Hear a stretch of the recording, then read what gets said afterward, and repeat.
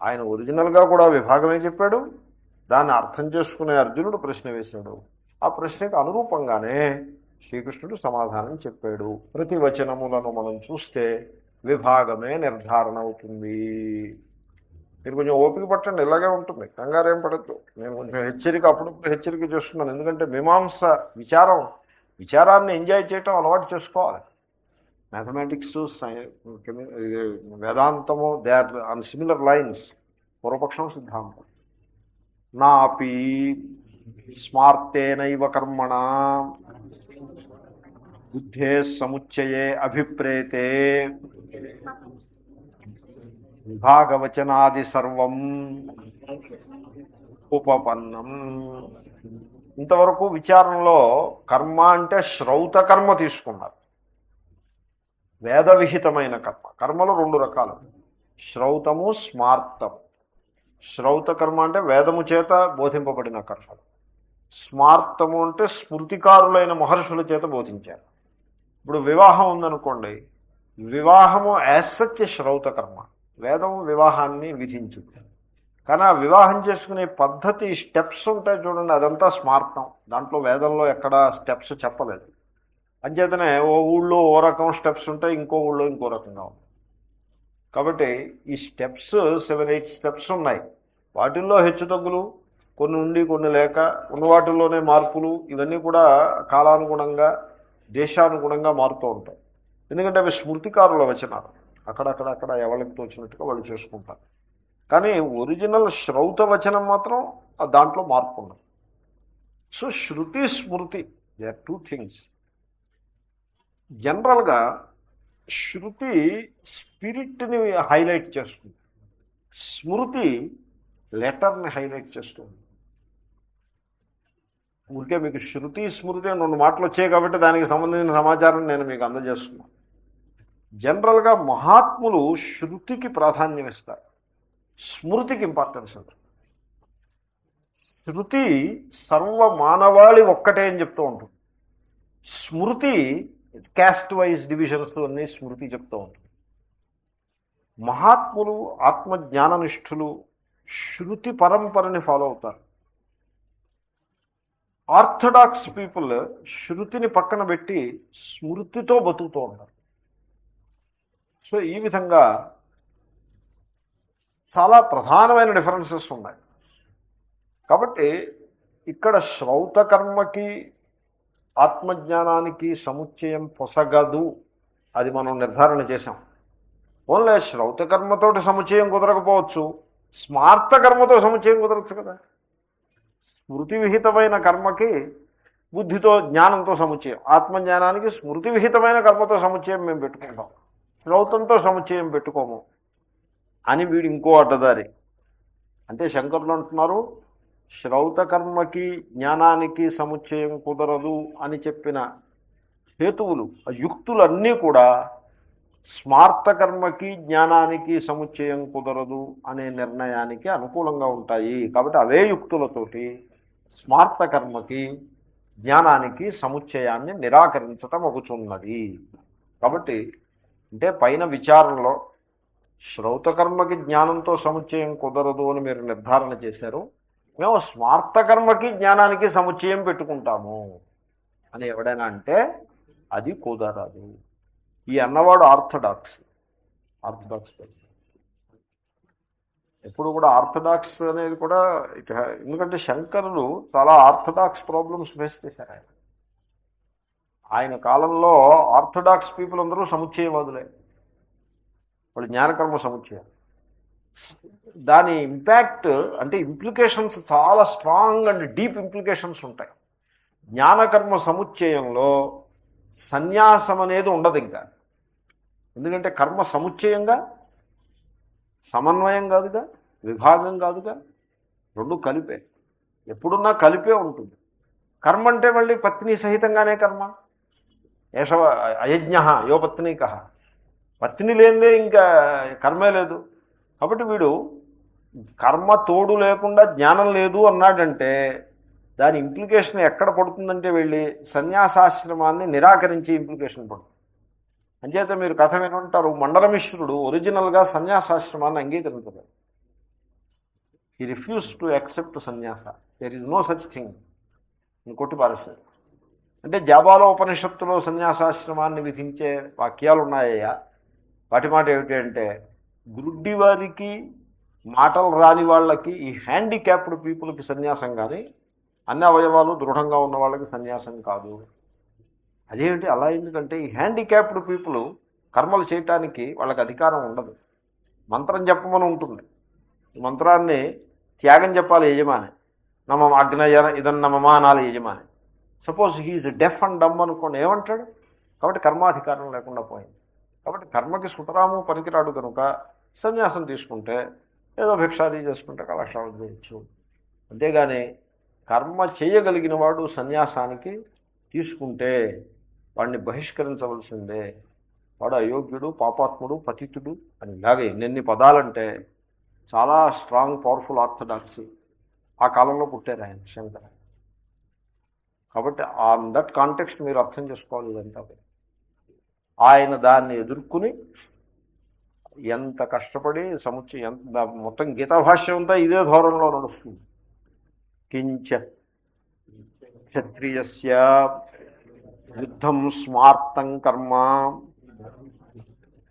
స్వధర్మ ఇది జానతః తత్కిం కర్మణి ఘోరే మాం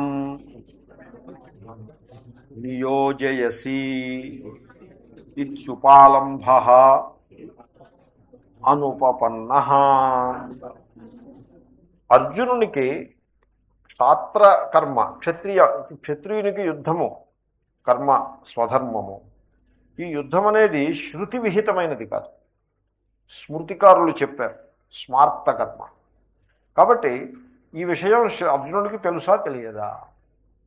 తెలుసు. జానత, తెలుసనే అనుకోవాలి కదండి. అర్జునుడికి తన కర్తవ్యం యుద్ధం అని తెలుసనే అనుకోవాలి. యుద్ధరంగానికి వచ్చింది అతనే కదా. సో శ్రీకృష్ణుని కూడా ఈడ్చుకొచ్చింది అతనే. కాబట్టి అర్జునుడికి తెలుసు. తెలుసు ఉన్నవాడికి వాడికి శ్రీకృష్ణుడు జ్ఞానకర్మ సముచ్చయాన్ని బోధించాడు అనుకోండి. అప్పుడు వాడు ఏమనుకోవాలి? ఓహో, కర్మ ఎలాగో నేను చేయాల్సింది ఉండనే ఉంది, దీనికి జ్ఞానాన్ని కూడా తోడు చేసుకోమని శ్రీకృష్ణుడు బోధించినాడు అని వాడికి అర్థం అవ్వాలి.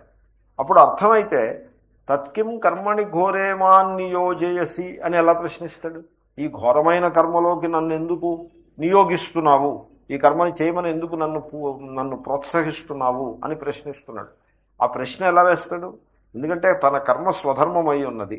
అది శ్రీకృష్ణుడు జ్ఞానకర్మ సముచ్చయాన్ని చెప్పాడు కాబట్టి సముచ్చయంలో కర్మ ఎలాగూ ఇమిడే ఉన్నది. కాబట్టి ఈ ప్రశ్నకు అర్థం ఏమిటి? ఇంకా ఆయన చెప్పింది కర్మ సముచ్చయమేగా పూర్వపక్ష అభిప్రాయం ప్రకారం. సో కర్మ సముచ్చయాన్ని ఆయన చెప్పినప్పుడు, కర్మ తన కర్తవ్యం అని తెలుసున్నప్పుడు తత్కిం కర్మని ఘోరేమాన్ని నియోజయసి అని ఎందుకు ప్రశ్నిస్తాడు? ఆ ప్రశ్న అసందర్భం. ఆ ప్రశ్నకి ఎంతో కొంత రెలవెన్స్ ఎప్పుడు వస్తుందంటే, శ్రీకృష్ణుడు కర్మని జ్ఞానాన్ని విభాగంగా చెప్పి ఉన్నట్లయితే అప్పుడు కర్మని పూర్తిగా పరిత్యాగం చేసి జ్ఞానాన్ని పట్టుకునేటువంటి ఒక ఆల్టర్నేటివ్ అనేది ఒకటి ఉంది అనే మాట ఇతనికి బుద్ధికి వస్తే ఉపదేశాన్ని బట్టి, అదిగో కర్మ పరిత్యాగం చేసి జ్ఞానాన్ని స్వీకరించేటువంటి ఆల్టర్నేటివ్ని నువ్వే చెప్పి మళ్ళీ నన్ను కర్మలోకి ఎందుకు తోస్తున్నావు, ఇదేం న్యాయం నీకు అని శ్రీకృష్ణుడిని అర్జునుడు నిలదీయడంలో యోగ్యత కనపడుతుంది. అలా నిలదీస్తాడు. తత్కిం కర్మణి ఘోరేమాం నియోజయసి కేశవ అని నిలదీస్తాడు. నన్ను ఎందుకు నువ్వు కర్మలోకి తోస్తున్నావు? నువ్వేమో వైపున జ్ఞానం గొప్పదంటావు, మళ్ళీ ఇంకోసారి నన్ను కర్మ చేయమంటావు. రెండు వేర్వేరు విభాగం చెప్తావు, విభాగం చెప్పి నన్ను కర్మలోకి వెళ్ళమంటావు అని ఎంతో గట్టిగా మాట్లాడతాడు. కాబట్టి ఈ విధంగా అర్జునుడు లేవనెత్తినటువంటి ప్రశ్నలకి, అతను చేసిన కంప్లైంట్స్, అతను నిలదీసిన విధానము, ఇదంతా చూసినట్లయితే శ్రీకృష్ణుడు విభాగాన్ని చెప్పాడని తెలుస్తూ ఉంటుంది తప్పిస్తే సముచ్చయాన్ని చెప్పలేదు. తస్మాత్ గీతాశాస్త్రే ఈషన్మాత్రేణాపి శ్రౌతేన స్మార్తేన వా కర్మణా ఆత్మజ్ఞానస్య సముచ్చయః న కేనచిద్ దర్శయితుం శక్యః. శంకరాచార్యులు చాలా అవుట్ స్పోకెన్ పర్సన్. 32 ఏళ్ళు బతికాడు ఆయన. చెప్పవలసిన జ్ఞానాన్నంతని కూడా అప్పుడే చెప్పేశాడు. చెప్పేసి దేహత్యాగం చేసేసాడు.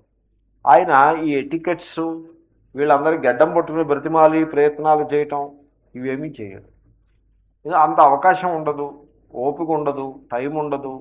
తర్వాత a innocent and forthright person అలాగే ఉంటాడు.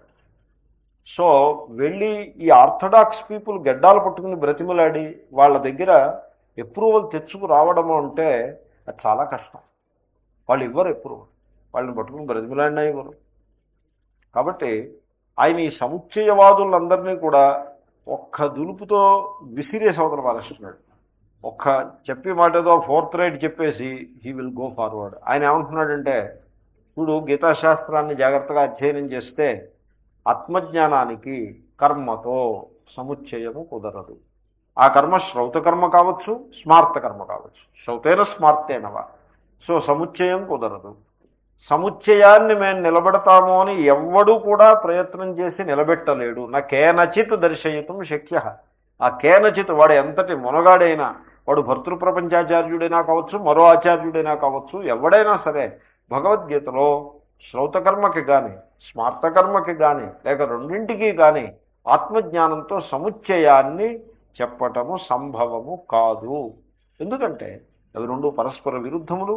గీతాచార్యుని యొక్క బోధ దానికి అనురూపంగా లేదు, అర్జునుని ప్రశ్న దానికి అనురూపంగా లేదు, ప్రశ్నకి ఇచ్చిన సమాధానం అనురూపంగా లేదు. కాబట్టి సముచ్చయము లేదు, సమన్వయమే ఉన్నది. అవిద్యయా మృత్యుం తీర్త్వా విద్యయామృతమశ్నుతే అని సమన్వయాన్ని చెప్పారు. అది ఈశావాస్యంలోనూ అక్కడను చూద్దాము. కాబట్టి అలాగే దాన్ని అర్థం చేసుకోవాలి. యస్యతు అజ్ఞానాత్ రాగాది దోషతో వా కర్మణి ప్రవృత్తస్య యజ్ఞేన దానేన తపసా వా విశుద్ధ సత్వస్య జ్ఞానముత్పన్నం పరమార్థతత్వ విషయం ఏకమేవేదం సర్వం బ్రహ్మకర్తృచ ఇతి. ఇంకా వాక్యం అక్కడ కామాయేది. తస్య కర్మణి. ఆయన వ్యవస్థ చేస్తున్నారు. ఈ వ్యవస్థ జాగ్రత్తగా అర్థం చేసుకోవాలి. ఆ టైం సరిపడుతుంది. ఆ రెండు వాక్యాలు జాగ్రత్తగా గమనించండి. యస్యతు, ఎవనికైతే, ఒక వ్యక్తిని మీరు తీసుకోండి. ఒక వ్యక్తి ఉన్నాడు, వాడు కర్మణి ప్రవృత్తస్య, కర్మలు చేస్తున్నాడు. కర్మలు మూడు రకాలుగా చెప్పారు. ఆ మూడు చెప్తున్నారు ఆయన. యజ్ఞేన దానేన తపసావా. యజ్ఞము, దానము, తపస్సు. మీరు ఈ వాక్యాలు వినుంటారు. 18వ అధ్యాయంలో ఉన్నాయి. యజ్ఞ దాన తపః కర్మ నత్యాజ్యం కార్యమేవ తత్ యజ్ఞోదానం తపశ్చైవ పావనాని మనీషిణాం అని వాక్యాలు 18వ అధ్యాయంలో. అంతేకాకుండా శృతి కూడా, వేదంలో కూడా తమేతం వేదానువచనేన బ్రాహ్మణా వివిదిషంతి యజ్ఞేన దానేన తపసా నాశకేన అనో వాక్యం ఉంటుంది బృహదారణ్యకంలో. సో యజ్ఞము, దానము, తపస్సు అనాశకేన అని ఒక విశేషణం మీకు ఆ మంత్రంలోనే కనపడుతుంది. గీతలో లేదా విశేషణం ఉన్న చోట దాన్ని అదనం అది. But the spirit follows everywhere. అనాశకేనా అంటే మీరు యజ్ఞం చేసినా, దానం చేసినా, తపస్సు చేసినా సమూల నాశం అయిపోకూడదు. మనిషి నశించిపోయి ఇట్లా చేయకూడదు. సో ఇప్పుడు దానం చేశారనుకోండి, ఈవేళ దానం చేసేసి మొన్నాడు పొద్దున్న ప్రతిగ్రహీతల క్యూలో వచ్చి నిలబడకూడదు. దానం చేసేవాడు దాతగా మిగిలి ఉండాలి. అంచేతనే మహాత్ములు పెద్ద పెద్ద దానాలను ఎంకరేజ్ చేయరు. ఎవరైనా ఎంకరేజ్ చేస్తున్నారంటే అది ఒక రకమైన వ్యామోహం అనే అనుకోవాలి. ఇప్పుడు ఎవరైనా దానం అని చెప్పేసి ₹1,00,000 పట్టుకొచ్చారనుకోండి, చాలావే బుద్ధిమంతుడివే, గృహస్థువి 1,00,000 నువ్వే, నేనేం చేసుకోవాలి, 1,00,000 1000 ఇటు పారేసి మిగతా 99,000 నీ దగ్గర భద్రం చేసుకో. ఫిక్స్డ్ డిపాజిట్లో వేసుకో, ఇమీడియట్ ఖర్చు లేకపోతే. ఖర్చు ఉంటే ఖర్చు పెట్టుకో, నీ పిల్లలకి ఇయ్యి, నీ భార్యకి ఇయ్యి. అంతేగాని నువ్వు 1,00,000 పట్టుకొచ్చావు కదా, నేను 1,00,000 టేబుల్లో పెట్టుకుంటానని మాత్రం నువ్వు అనుకోకు అని మహాత్ములు అలా ఉంటారు. అంతేగాని వాడు ఇస్తానంటున్నాడు కదా అని పట్టేయడం అది పద్ధతి కాదు. ఎందుకంటే గృహస్థుకి ఒకప్పుడు భక్తి ఆవేశంలో, ఆ భక్తి చేత ఒక తాత్కాలికమైనటువంటి ఒక ఫీలింగ్ చేత ప్రేమతోటి గృహస్థు అడుగు ముందుకు వేసి తన శక్తి మించి ఇస్తానన్నా మహాత్ములు చూసుకుంటారు. వాళ్ళకి మళ్ళీ గృహస్థితికి మళ్ళీ మనం రావాలి, మళ్ళీ భిక్ష చేయాలి, మళ్ళీ దక్షిణ తీసుకోవాలి. ఇలా 10 కాలాల పాటు వీడు దాతగా మిగులు ఉండాలి, కానీ వీడు కూడా మన వెనకాల జోలి ఉంటుంది. అలా ఉండకూడదు. కాబట్టి దానము అన్నది అనాశకేనా, అది మనిషి యొక్క మూలాన్ని నాశనం చేయకూడదు. తపస్సు అంటే కొంతమంది ఉపవాసాలు చేస్తూ ఉంటారు. ఉపవాసం అంటే ఎలా చేస్తారు? ఏకాదశి ఉపవాసం ఒకటి ఉంటుంది. ఈ ఏకాదశిని దేనితోటి క్లబ్ చేయకూడదు. ఏకాదశి ఉపవాసం అండి, గురువారం నాడు సాయిబాబా ఉపవాసం అండి అని ఇలా మొదలెట్టారనుకోండి, బుధవారం ఏకాదశి వస్తుంది. అప్పుడు ఏమిటవుతుంది? ఈ ఏకాదశి అని చెప్పి రాదు కదా, అది టక్కుమని వస్తుంది. బుధవారం ఏకాదశి వస్తుంది, గురువారం సాయిబాబా ఉపవేశం. అప్పుడు అక్కడ ఏమైంది అక్కడికి? లేకపోతే శుక్రవారం ఏకాదశి వస్తుంది, తరచుగా వస్తుంది. అప్పుడు 2 days కంటిన్యూస్గా మీరు ఉపవాసం చేస్తే ఇట్ ఈజ్ రాంగ్. అలా చేయకూడదు. అలాగా ప్రాక్టీస్ కొంతమంది ఇలాగా రకరకాల ఉపవాసాలు చేసేస్తూ ఉంటారు. వారానికి 2 రోజులు లేడీస్ చేస్తారు మెయిన్గా. జెంట్స్ ఉపవాసాలు ఎక్కడ పడితే అక్కడ ఏవో టిఫిన్లో తింటూ ఉంటారు. లేడీస్ ఇలాగ ఉపవాసాలు అధికంగా చేస్తారు. అది దానివల్ల ధాతు వైషమ్యం ఏర్పడుతుంది, శరీరంలో అనారోగ్యానికి దారితీస్తుంది. అంటే ఆ జ్యూసెస్, అవి డైజెస్టివ్ జ్యూసెస్, వాటి యొక్క ఉత్పత్తి, వాటి విషయంలో తేడా, డిఫరెన్స్ వచ్చేస్తుంది. మళ్ళీ ఓ 2-3 రోజుల దాకా సెట్ రైట్ అవ్వదు నార్మల్సీ. మళ్ళీ నార్మల్ అవుతుండగా మళ్ళీ ఉపవాసం వచ్చేస్తుంది. సో అనారోగ్యం పాలైపోతారు. తర్వాత డెఫిషియన్సీ డిసీజెస్ వస్తాయి. విటమిన్ డెఫిషియన్సీ వచ్చే తింటూ ఉంటే విటమిన్స్ డెవలప్ అవుతాయి కానీ. సో కాబట్టి అలాగంటే దేహారోగ్యాన్ని పాడు చేసే తపస్సు పనికిరాదు. చూడండి శృతి ఎంత బాగా చెప్పిందో. అలాగే యజ్ఞం కూడా. యజ్ఞం అని చెప్పేసి ఇంకా ఈ భార్య పిల్లలు వాళ్ళు అలా వేలమొహం వేసుకు చూస్తూ ఉంటారు. వీడు ఇంకా అదే పనిగా చేస్తూనే ఉంటాడు. యజ్ఞం అంటాడు, ఇదంటాడు, ఇదంటాడు. ఇంటికి రాడు, ఉద్యోగానికి వెళ్ళు, సెలవులు పెట్టేస్తాడు, డ్యూటీలు చేయడు. ఫైనాన్షియల్ సిచ్యువేషన్ బాగా దెబ్బతినేస్తూ ఉంటుంది. పిల్లలు స్కూల్కి వెళ్తున్నారా లేదా పట్టించుకోడు. భార్య యొక్క ఆస్పిరేషన్స్ పట్టించుకోడు. ఆవిడ అలా వంటలు వండేస్తూ ఉంటుంది, వీడు యజ్ఞాలు చేసిస్తూ ఉంటుంది. అది కూడా పద్ధతి కాదు. ఎప్పుడైనా ఒక రీజనబుల్గా యజ్ఞం చేయాలి. కాబట్టి యజ్ఞము, దానము, తపస్సు. అక్కడ ఆ మంత్రంలో విశేషం ఏంటంటే యజ్ఞదానము తపస్సులు పుణ్యాన్ని సంపాదిస్తాయి. ఈ పుణ్యంతో స్వర్గాది లోకాలు పొందుతాయి. అందుకోసం చెప్పలేదు అక్కడ. తమేతం బ్రాహ్మణ వివిధిషంతి యజ్ఞేన దానేన తపసానాశకేన. యజ్ఞదాన తపస్సులతో ఆత్మస్వరూపాన్ని తెలుసుకునేటువంటి ప్రయత్నం చేస్తారు. వివిధిష అంటే జిజ్ఞాస అనర్థం. జిజ్ఞాసంతే అనర్థం. వేదితుం ఇచ్చ, తెలుసుకునేటువంటి కోరికను కలిగి ఉంటారు. సో కర్మను నిష్కామ కర్మయోగంగా తీర్చిదిద్ది తద్వారా అంతఃకరణ శుద్ధిని పొంది తద్వారా ఆత్మజ్ఞానాన్ని పొందటానికి వాళ్ళు ఈ కర్మని ఒక ఉపాయంగా వాడుకుంటారు అని ఆ వాక్యానికి అర్థం. ఇగో ఇవన్నీ మనస్సులో పెట్టుకుని శంకరులు యజ్ఞేన దానేన తపస. వీడు అజ్ఞాని. అజ్ఞాని అంటే ఆత్మపూర్ణము, ఆత్మ బ్రహ్మ అనే సంగతి వీడికి ఇంకా తెలియదు. దేహాభిమానంతో అహం మమ అనే అభిమానాన్ని కలిగి వీడేమో ఏవో కొన్ని కామనలను మనస్సులో పెట్టుకుని కర్మలను చేస్తూ ఉంటాడు. కర్మని ప్రవృత్తస్య, కర్మయందు ప్రవర్తించటానికి అజ్ఞానము హేతువు. అజ్ఞానం చేతను కర్మయందు ప్రవర్తిస్తున్నాడు. ఎందుకంటే మీకు చాలాసార్లు మేము మనవి చేశాను, అవిద్య, కామ, కర్మ, ఇది వరుస. అజ్ఞానం ఉండబట్టి కామం ఉంటుంది, కోరిక, కోరికను బట్టి కర్మ వస్తుంది. కాబట్టి అజ్ఞానం చేతను కర్మలు చేస్తున్నాడు.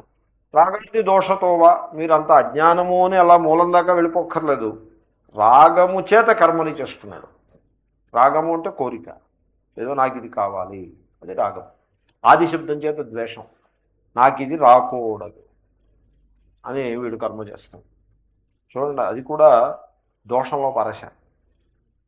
ఇప్పుడు ఎవడో చెప్తాడు మీకు మళ్ళీ నెల, రాబోయే నెల మీకు బాగులేదు అని చెప్తాడు.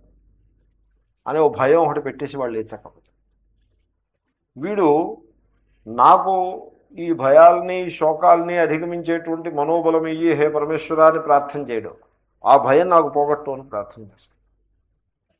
తర్వాత నేను చచ్చిపోకుండా ఎక్కువ కాలం బతికి ఇట్లా ఎక్కువ ఆయుర్దాయం ఇయ్యి అని ప్రార్థనలు చేస్తాను. మరణ భయం ఉన్నవాడు చేస్తాడు కదండి ఆ ప్రార్థన. మరణ భయం లేనివాడు ఎందుకు చేస్తాడు? మరణ భయం ఉన్నవాడే చేస్తాడు అర్థం.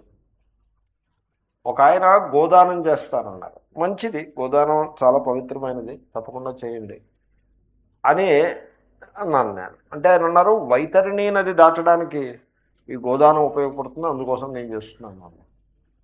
నేనన్నాను, అలా ఎందుకు, వయ్యూ యాడ్ దట్ స్టేట్మెంట్ దానికి. చూడండి, దానము అన్నది గోవును దానం చేస్తున్నామండి. ఈ దానం చేయడానికి మళ్ళీ ఓ రీజన్ ఒకటి ఉండాలి. I have some money and the other person has some need. Is that not reason, good enough reason? So ఎంత ఉల్లాసంగా అనిపిస్తుంది, మన దగ్గర ఉన్నది ఎదురువాళ్ళకి ఇస్తే ఎంత ఉత్సాహం కలుగుతుంది. అది అది చక్కటి ప్రయోజనం. ఇంకా అంతకంటే వేరే ఫలం ఏం కావాలి? వైతరిణి అని ఓ నది ఒకటి ఉంది. ఆ నదిని వీడు దాటాలి. ఇప్పుడు అది మరణించిన తర్వాత. ఈ వైతరిణి అనేది ఇప్పుడు మాట కాదు, ఇది మరణించిన తర్వాత వీడు ప్రయాణం మొదలు పెడతాడు. ప్రయాణం చేస్తాడు కదా స్వర్గలోకానికి. వెళ్తుంటే మధ్యలో నది ఒకటి వస్తుంది. ఆ నది దాటడానికి మళ్ళీ కరెన్సీ కావాలి, పుణ్యము అనే కరెన్సీ. సో ఇది టోల్ బూతులు అండి. అక్కడ కొంత పుణ్యం అయితే వేసా, కొంత పుణ్యం ఖర్చు పెడితే కానీ ఆ నది దాటించడం కుదరదు. ఆ పుణ్యాన్ని గోదానం వల్ల పొందొచ్చు అని ఉరికేలా వాక్యాలు దాన ప్రవృత్తిని పెంచడం కోసం చెప్తాయి. దాన్ని అలా లిటరల్గా తీసుకోక్కర్లేదు. అలా లిటరల్గా తీసుకున్నాడు అంటే ఎంత నేరోగా ఆలోచిస్తున్నాడో చూడండి. చాలా నేరో మైండెడ్గా ఆలోచిస్తున్నాడు. ఇంత నేరోగా ఆలోచించేవాడు ఆత్మజ్ఞానానికి అర్హత ఉండదు వాడికి. ఆత్మజ్ఞానం అంటే ఈ నేరో మైండెడ్నెస్ వర్కౌట్ కాదు అక్కడ. సర్వాత్మ ఎప్పుడు వీడు ఎదిగాను సర్వాత్మ భావానికి. కాబట్టి రాగాది దోషం, ఆది ద్వేషానికి దృష్టాంతం చెప్పాను నేను. ఆ దాని మీద ద్వేషం, ఆ వైతరిణీ నదిని మనం అధిగమించడం, దాంట్లో పడిపోకుండా ఉండాలి అని ద్వేషభావంతో, దాని ఎందుకు ద్వేషం తప్పని నేను అంటలేదు, రాగ ద్వేష ఇలాంటి కర్మలని, యజ్ఞాలని, దానాలని వీడు చేస్తున్నాడు.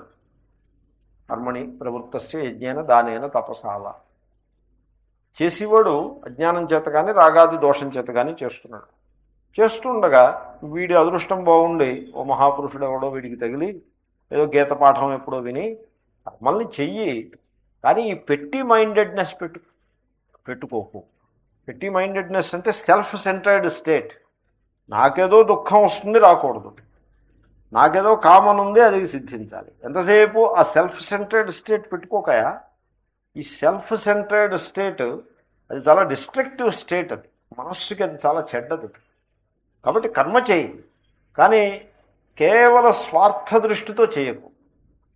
మనకు కష్టం వస్తే మనం అనుభవిద్దాం, మనకు ఉన్న సుఖాలు చాలు, ఇంకా కొత్త సుఖాలు మనకు అక్కర్లేదు, చాలు అనుభవించింది అనే ఉత్సాహంతో నువ్వు కర్మం చేయి, పరోపకారం కోసం కర్మను చేయి. అలా చేయి, కానీ కేవల స్వార్థ బుద్ధితోటి కర్మ చేయకు అని ఎవరో మహాత్ములు చెప్పారు. చెప్తే నచ్చింది ఇతగాడికి. అసలంటూ కర్మం చేస్తున్నాడు కాబట్టి నచ్చింది. ఏ కర్మని చేయని వాడికి ఏమి చెప్తారు, ఏం నచ్చుతుంది.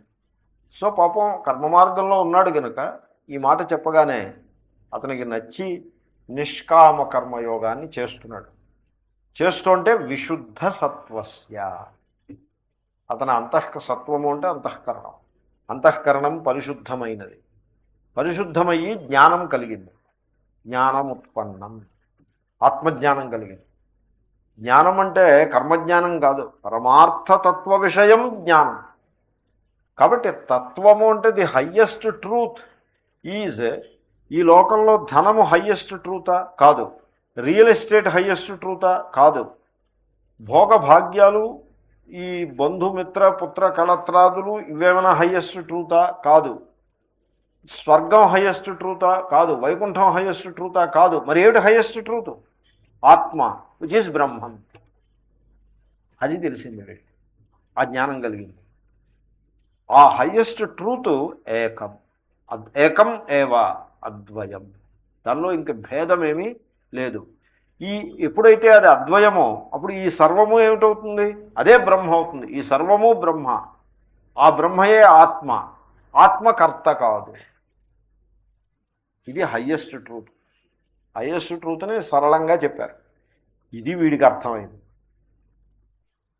అప్పుడు ఏమవుతుంది అందాం. తస్య కర్మణి కర్మ ప్రయోజనే చ నివృత్తే అపి లోక సంగ్రహార్థం యత్నపూర్వం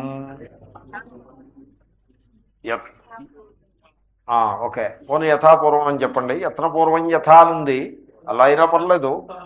ఆ, యథాపూర్వం ప్రవృత్త తథైవ కర్మణి ప్రవృత్తస్య యత్ ప్రవృత్తి రూపం దృశ్యతే న తత్కర్మ ఏన బుద్ధే సముచ్చయ స్యాత్. అసలు ఈ విచారం ఏమిటంటే, ఆత్మజ్ఞాని ఉన్నాడు కదా, జ్ఞానానికి కర్మకి సముచ్చయం లేదని నువ్వంటావు. ఆత్మజ్ఞాని కూడా, మహాత్ముడు కూడా కర్మ చేస్తున్నాడా లేదా? మరి జ్ఞానిగా ఉండి కర్మ చేస్తున్నాడు కదా, సముచ్చయం ఎందుకు లేదంటావు? అదే ఒక శంకకి సమాధానంగా చెప్పుకొస్తున్నా. సో వీడిప్పుడు ఈ జ్ఞానాన్ని పొందాడు. మీకు ఆ సీక్వెన్స్ గుర్తుంది కదండి. మొట్టమొదటి యజ్ఞదాన తపస్సులు అనే కర్మలని స్వార్థ బుద్ధితో చేశాడు, తర్వాత నిష్కామ బుద్ధితో చేశాడు, అంతఃకరణ శుద్ధి పొందాడు, ఆత్మజ్ఞానం పొందాడు. ఆత్మజ్ఞానం అంటే ఏమిటో కూడా మనం చూసాం. తస్య, వాడికి కర్మని నివృత్తే అపి, వాడికి కర్మ పూర్తి అయిపోయింది, ఇంకా కర్మ లేదు. ఎందుకంటే కర్మ అనేది ఎవడికి ఉంటుంది? అహం కర్త అనేవాడికి కర్మ ఉంటుంది. కర్తకి కర్మ ఉంటుంది, కానీ కర్త కాని వాడికి కర్మ ఉండదు. ఇప్పుడు అపుత్రుడికి, అంటే పుత్ర సంతానం లేనివానికి తన పుత్రుడికి కోడల్ని వెతుక్కోవాలనే ఆలోచనే పుట్టదు. ఏదో మొత్తానికి అలాంటి దృష్టాంతాన్ని శంకరులో చోటిచ్చారు. సో అసలు మనస్సు అటువైపు ప్రసరించదు. ఓ 10 మంది ఓ చోట శంకరులో దృష్టాంతం ఇచ్చారు. 10 మంది కూర్చుని ఉన్నారు. 10 మంది కూర్చుని ఉంటే వెనకాల నుంచి వాళ్ళందరూ ఇటు తిరిగి ఏదో వింటున్నారు. వెనకాల నుంచి ఒకడు వచ్చి ఎవరిదైనా పర్సు పోయిందా అని అన్నాడు. అంటే 90 వెనక్కి తిరిగి చూశారు. ఒకడు వెనక్కి తిరిగి చూడలేదు. వాడు సన్యాసి అయ్యి ఉంటాడు, పర్సు లేనివాడు అయి ఉంటాడు. ఇప్పుడు సన్యాసి కాకపోతే వాడి జీవితంలో వాడు ఎప్పుడు పర్సు లేనివాడు అయి ఉంటాడు. 90 పర్సు అవుతుంది, ఎవరిదో ఒకళ్ళదే అవుతుంది. ఆ ఒకడు ఈ 90లో ఉండకపోవచ్చు కూడా. అయినా కూడా వీళ్ళు వెనక్కి తిరిగి ఎందుకు చూశారంటారు? ఎందుకంటే పర్సు అనేది ఒకటి ఉందని, దానికి నేను ఓనర్నని ఆ సంస్కారం వీళ్ళలో ఉండబట్టి వెనక్కి తిరిగి చూశాను. ఆ సంస్కారం కూడా వీడికి లేదు కనుక వీడు వెనక్కి తిరిగి చూడలేదు, అలాగే ఎదురుకుండా చూస్తూ ఉండిపోయాడు. ఆ వాక్యం వీడిని ఆకర్షించనే లేదు. అదేవిధంగా ఆత్మకర్త అని అంటే, నేను కర్తను అంటే కర్మ అనేది ఒకటి ఉంటుంది. అహం అకర్త, ఆత్మయందు కర్తృత్వము లేదు అనే జ్ఞానం గలవాడికి కర్మ వెనక్కిపోయింది. కర్మని నివృత్తే, కర్మ వెనక్కిపోయింది. కర్మ ప్రయోజనేచ నివృత్తే, కర్మ వల్ల వీడు పొందాల్సింది కూడా ఏమీ లేదు. ఎందుకంటే వీడు పరిచ్ఛిన్నుడుగా ఉన్నప్పుడు వీడికి బయట నుంచి రావాల్సింది ఏదో ఉంటుంది, అది కర్మఫల రూపంగా ఉంటుంది, ప్రయోజనం ఉంటుందని ఒక వ్యవస్థ. వీడు సర్వం కల్విదం బ్రహ్మ, తాను బ్రహ్మరూపుడే ఉంటే వీడికి పొందాల్సినది కూడా ఏమీ లేదు. పరలోక భయం నాస్తి, నాకు స్వర్గం దొరుకుతుందో దొరకదో అనే భయమే లేదు. ఎందుకంటే ఏషాన్వయం ఆత్మాయం లోక, మాకు ఆత్మ అనేదే లోకము, ఆత్మయందే అన్ని లోకాలు ఉన్నాయి. ఇంక వాడికి పరలోక భయం కూడా లేదు. కాబట్టి కర్మ యందు కర్తృత్వం లేదు కాబట్టి కర్మ లేదు, కర్మ వెనక్కిపోయింది. భోక్తృత్వం లేదు కాబట్టి కర్మ ఫలం వెనక్కిపోయింది. ఇంక వీడు ఇప్పుడు ఏం కర్మ చేయాలి? కర్మ అక్కర్లేదు.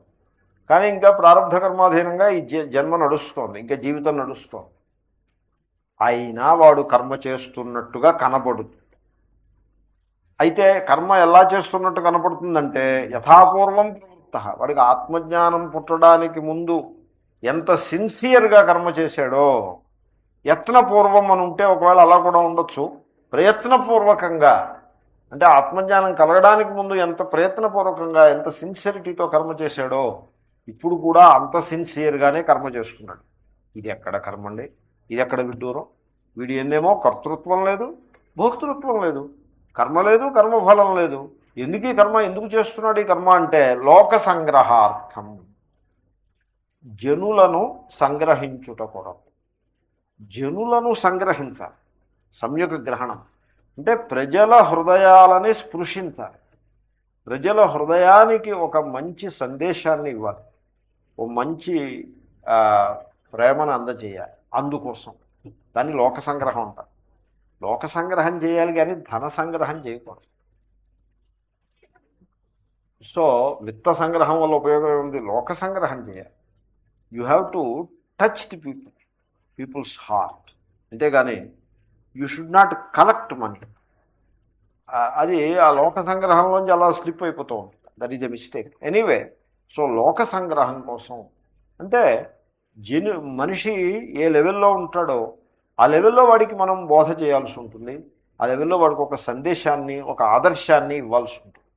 అందుకోసం ఆ మహాత్ముడు ఈయన కనుక కర్మలు మానేసి కూర్చుంటే, కర్తృత్వం లేదు, భోక్తృత్వం లేదు కాబట్టి కర్మ సంబంధం లేదు, మానేసి కూర్చుంటే అదిగో ఆ మహాత్ముడు కర్మల్ని చేయట్లేదు కాబట్టి మేము కూడా కర్మల్ని చెయ్యము అని అజ్ఞాని ఆ దారిలో పడిపోతాడు.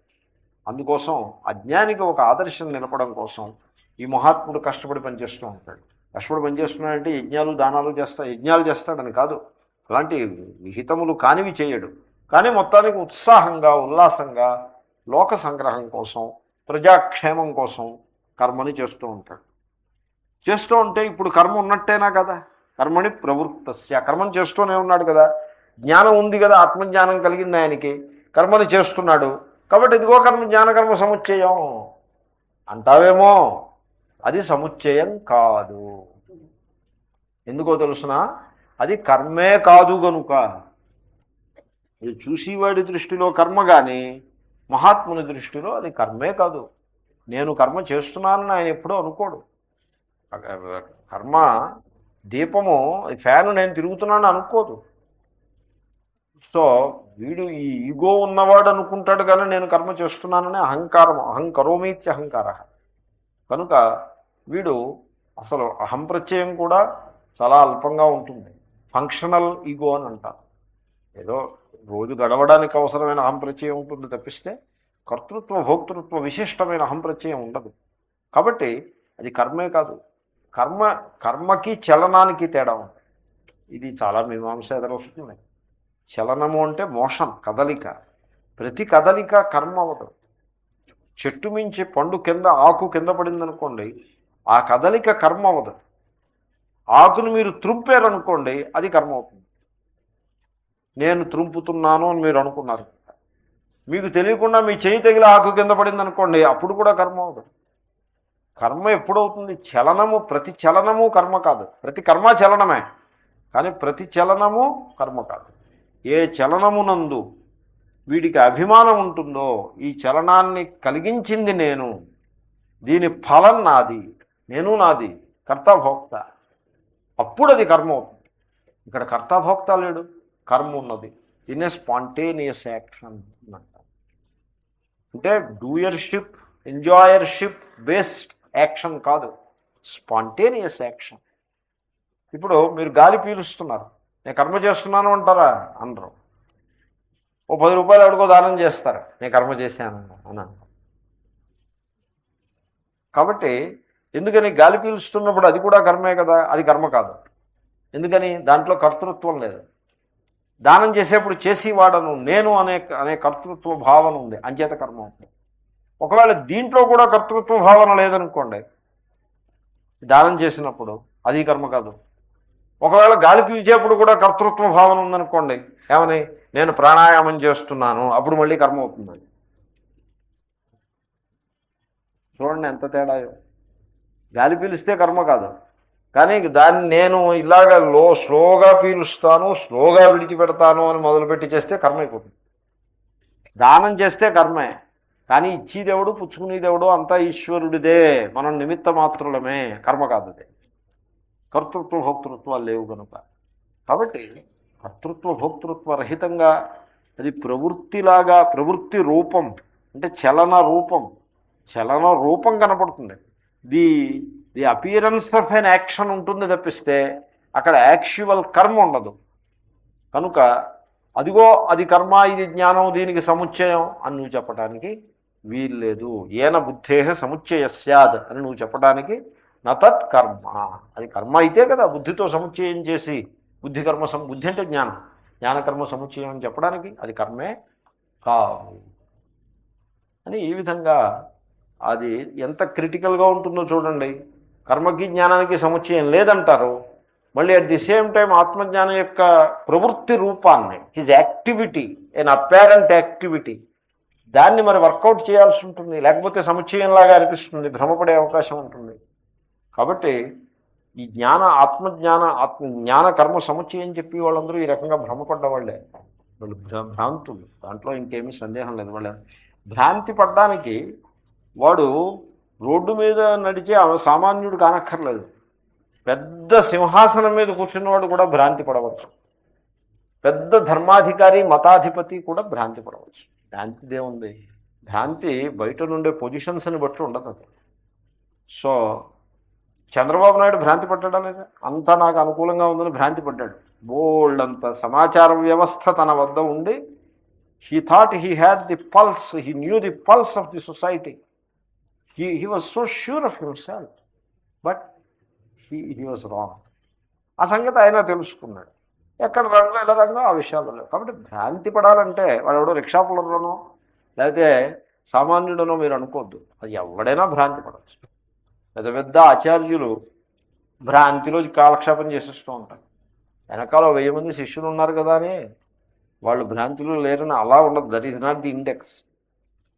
తత్వ తర్వాత యథా భగవతః వాసుదేవస్య క్షాత్రకర్మచేష్టితం న జ్ఞానేన సముచ్చీయతే పురుషార్థసిద్ధయే తద్వత్. దీనికి దృష్టాంతాన్ని చెప్తున్నారు. ఇంక మళ్ళీ వేరే వేరే దృష్టాంతాలు ఎందుకు? శ్రీకృష్ణుడే దృష్టాంతం. వాసుదేవస్య భగవతః, వాసుదేవ భగవానుడు, వసుదేవసుతుడు శ్రీకృష్ణుడు, ఆయనే దృష్టాంతం. ఆయన ఒక క్షత్రియుని యొక్క వంశంలో పుట్టాడు. క్షత్రియుల కర్మలని చేశాడు. క్షాత్రకర్మ చేష్టి, క్షత్రియ కర్మలను చేశాడు. శ్రీకృష్ణుని యొక్క జీవితాన్ని సరిగ్గా అర్థం చేసుకోకుండా ఏదో వేణని డ్యాన్స్ అని అంతతో సరిపెట్టారు, కానీ అలా ఉండదు. అది ఆయన క్షత్రియ కర్మలని చేశాడు. సింహాసనం మీద ఎప్పుడూ ఎక్కలేదు. కంసుడితోటి ఒక లాంగ్ స్టాండింగ్ యుద్ధం నడిచింది. ఆ కంసుడు అనుచరులందరినీ సంహరించాడు. తన మీద అటాక్కి వచ్చిన వాళ్ళు కంసుడిని సంహరిస్తాడు. తర్వాత ఇంకా వెళ్ళవెళ్ళను శిశుపాలుని సంహరించాడు. సందర్భంలో దంతభక్తుడిని సంహరించాడు. తర్వాత తనల్ని ఆశ్రయించినటువంటి వాళ్ళకి రక్షణ ఇచ్చాడు. జరాసంధుడిని సంహరింపజేసి అక్కడ వాడి యొక్క ఖైదులో బందీలుగా ఉన్నటువంటి వాళ్ళందరినీ, రాజుల్ని విడిపించాడు, అమ్మాయిల్ని విడిపించాడు, రాజకుమార్తెల్ని. వాళ్ళందరినీ వాళ్ళ పుట్టిళ్ళ వాళ్ళు స్వీకరిస్తారో స్వీకరించరో అని ఇది ఒక ప్రాబ్లం ఒకటి ఉంది కదా సొసైటీలో. కొంతకాలం జైల్లో ఉండొచ్చింది ఆ అమ్మాయి అంటే ఆ అమ్మాయి దోషం లేకపోయినా సమాజంలో దోషం ఉన్నట్టుగా పరిగణిస్తారు కదా. సో ఆయన ఏమన్నాడంటే, పోలండి మీరు మీ ఇంటికి వెళ్ళడానికి మీకు సందేహం ఉంటే ద్వారకకి వచ్చేసేయమన్నాడు. ద్వారకలో ఆశ్రయాన్ని ఆయన ఏం పెళ్లి చేసుకున్నాడు అదంతా కూడా సందర్భం లేనమాట. ద్వారకలో ఆశ్రయానికి 16,000 మందిని ఎందుకు పెళ్లి చేసుకుంటాడండి? ఆశ్రయం కల్పించాడు. సో ఈ విధంగా క్షత్రియ కర్మలను అనేకం చేశాడు. ఇంతకీ శ్రీకృష్ణుడు ఆత్మజ్ఞానం అందామా లేదా కాదందామా? వీ హ్యావ్ టు సే శ్రీకృష్ణుడు ఆత్మజ్ఞాననే చెప్పాల్సి ఉంది. కాబట్టి ఆయన అయితే మరి ఈ కర్మలన్నింటికి ఎందుకు చేశాడు? ధర్మం కోసం చేశాడా, అర్థం కోసం చేశాడా, కామం కోసం చేశాడా, మోక్షం కోసం చేశాడా? ఏ ఒక్కదాని కోసం చేశాడన్నా అది భగవంతుడే కాకుండా పోతాడు. ఎందుకంటే పురుషార్థం కోసం ప్రయత్నించేవాడు భగవంతుడు ఎందుకు అవుతాడు? కాబట్టి పురుషార్థ సిద్ధి కోసం ఈ కర్మలన్నీ చేశాడు అని చెప్పడానికి వీల్లేదు. కాబట్టి ఆయన యందు కర్తృత్వరహితంగా, భోక్తృత్వరహిత, ఆయన కర్త కాడు భోక్తా కాడు, కర్మలే ఉన్నాయి. ఆయన కర్మల్ని చేసేయడని వీళ్ళు అనుకున్నారే కానీ ఆయన యందు కర్తృత్వం లేదు, భోక్తృత్వం లేదు. ఆయన మాట అంటాడు, గీతలోనే అంటాడు, నానవాప్తమవాప్తవ్యం వర్త ఏవచ కర్మణి. నాకు పొందదగిన కామనలు ఏమీ లేవు, నేను పూర్ణుడను, అయినప్పటికీ కర్మల్ని చేస్తూనే ఉంటాను. లోక సంగ్రహమేవాపి, లోకాన్ని ఉద్ధరించాలి, లోకానికి ఒక మార్గదర్శనం చేయటం కోసం కర్మల్ని చేస్తూ ఉంటాను. ఇది ఎలాగంటే, కుర్రాడు 9ంటికి పడుకుంటున్నాడు అనుకోండి, విద్యార్థి, పరీక్షకు వెళ్ళాల్సిన విద్యార్థి, తల్లిగారో లేకపోతే తండ్రి గారో ఏమంటారు, 10 దాకానో 11 దాకానో చదువుకో అని అంటారు. అంటే వీడేవిడి మీరు అందరూ నిద్రపోతున్నా నన్ను చదువుకోమంటారా అంటే, ఓకే మేము కూడా నిద్రపోవు అని వాళ్ళు కూడా 11 గంటల దాకా ఏదో ఒత్తులు చేసుకుంటున్నాం, మరొకటి చేసుకుంటున్నాం, వాళ్ళు కూడా తెలివిగా ఉంటారు. వీడు చదువుకుంటూ ఉంటాడు. 11 గంటలకి వాళ్ళు పడుకుంటారు, వీడు పడుకుంటారు. ఎందుకు? వాళ్ళు పరిశ్రయక్కర్లేదుగా వీడికి. ఎందుకంటే వీడికి ఒక స్ఫూర్తినివ్వటం కోసం, వాడికి అవసరం తెలివిగా ఉండి చదువుకోవడం, వీళ్ళకి అవసరం లేదు. అయినా కూడా వీడి కోసం వాళ్ళు కూడా తెలివిగా ఉండి ఏం పని పాట లేకపోయినా ఏదో కల్పించుకుని పని చేసినట్టుగా ఏదో చేసుకుంటారు. కాబట్టి వాళ్ళు కూడా పరీక్ష రాయడం కోసం కష్టపడుతున్నారని అనడంలో యోగ్యత లేదు. అదేవిధంగా శ్రీకృష్ణుడు కూడా ఒక జీవితకాలం కర్మలను చేసిన ఆయన కర్త కాడు, అవి కర్మలు కావు. కాబట్టి ఆయన జ్ఞానకర్మ సముచ్చయానికి దృష్టాంతంగా నువ్వు ఆయన్ని చెప్పకు. ఆయన జ్ఞానస్వరూపుడే కానీ జ్ఞానకర్మ సముచ్చయానికి మాత్రం దృష్టాంతం కాదు. ఎందుకంటే ఆయన యొక్క ప్రవృత్తి కర్మ కాదండి. అలా అద్భుతం. దీని మీద పూర్వపక్షం అంటాడు, శ్రీకృష్ణుడికి అప్లై చేసిన రూలు సామాన్య మానవుడికి ఎలా అప్లై చేస్తాడు? శ్రీకృష్ణుడిలో జ్ఞానకర్మ సముచ్చయం ఉండకపోవచ్చు, ఆయన కేవల శుద్ధ జ్ఞానమూర్తి అయి ఉండొచ్చు. మనందరం కూడా శ్రీకృష్ణుడు లాంటి వాళ్ళం కాదు కదా, మనకి జ్ఞానకర్మ సముచ్చయమే. ఈ పూర్వపక్షం ఉంటాడే వాడు ఎలాగో అలాగా దానికి సమాధానం ఫలాభిసంధ్యహంకారాభావస్య తుల్యత్వాద్విదుషః. పూర్వపక్షాన్ని శంకర్లు రాయలేదు, నేను పూర్వపక్షాన్ని కల్పించాను. సో దానికి సమాధానం ఏంటంటే, చూడు, శ్రీకృష్ణుడికి ఆత్మజ్ఞానికి తేడా లేదు. తుల్యత్వ, ఇద్దరు ఒకటే. ఏమిటి తుల్యత్వము? సమానం ఏమిటంటే ఫలాభిసంధి అహంకారము, ఈ రెండూ లేకపోవడం. This is the central message of Gita. ఫలాభిసంధి అహంకారము యొక్క అభావం. సో ఫలాభిసంధి అంటే ఫలతృష్ణ, ఫలమునందు తృష్ణ, నాకు ఆ ఫలం కావాలి అనే తృష్ణ. తృష్ణ అంటే లాలసత్వము, లంపటత్వము, serious, very acute attachment, that is the తృష్ణ. సో ఆ ఫలతృష్ణ, అహంకారము, అహం కరోమి, చేసేవాడను నేనే, కర్మ చేసేవాడను నేను, ఈ రెండు కూడా దోషం. సో ఈ ఫలతృష్ణ మనిషిని పరిచ్ఛిన్నుణ్ణి చేసేసి వాడి మనస్సుని కామనలకు నిలయంగా మార్చేస్తుంది. భోక్తృత్వం అనేది, ఎంజాయర్షిప్ ఉంది చూసారండి, అది మనిషిని చాలా పాడు చేసి పెడుతుంది. మనకి భోక్త ఉంటాడు, భోక్త he's a burden to everybody. కుటుంబానికి భారం వాడు, సమాజానికి భారం. భోక్త వెరీ బిగ్ డేంజర్. సో మనిషి వాడు కూడా పతితుడైపోతాడు.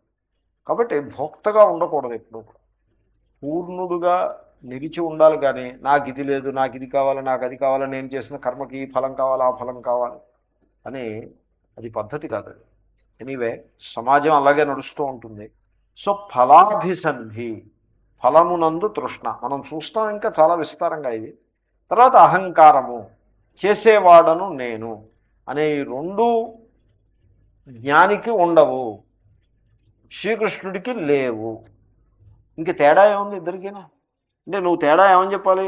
శ్రీకృష్ణుడు గిరదాలు చుట్టు పెంచుకుంటాడు, వీడు గుండు చేయించుకుంటాడు, ఇలాంటి తేడాలు చూపించాలి నువ్వు. మనిషి యొక్క మౌలిక స్వరూపంలో ఏమీ తేడా లేదు. విద్వాంసుడు, విదుష అంటే ఆత్మజ్ఞాని. కాబట్టి ఆత్మజ్ఞానికి భగవానునికి భేదము లేదు. మనం చూసాం ముండకోపనిషత్తులో.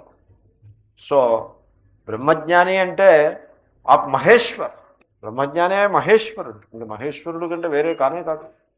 కాబట్టి ఆత్మజ్ఞానికి శ్రీకృష్ణుడికి తేడా ఏమీ లేదు. మాట శ్రీకృష్ణుడు కూడా చెప్పాడు, జ్ఞానీ త్వాత్మైవ మే మతం, తత్వవిత్తు నాహం కరోమీతి మన్యతే నచ తత్ఫలం అభిసంధత్తే. ఇది రేపు కంటిన్యూ చేయాలి, నెక్స్ట్ క్లాస్లో కంటిన్యూ. ఓం పూర్ణమదః పూర్ణమిదం పూర్ణముదచ్యతే పూర్ణస్య పూర్ణమాదాయ పూర్ణమేవావశిష్యతే. హరి ఓం శ్రీ గురుభ్యో నమః. హరి ఓం తత్సత్. శ్రీకృష్ణార్పణమస్తు. సో రేపు ముండకం క్లాస్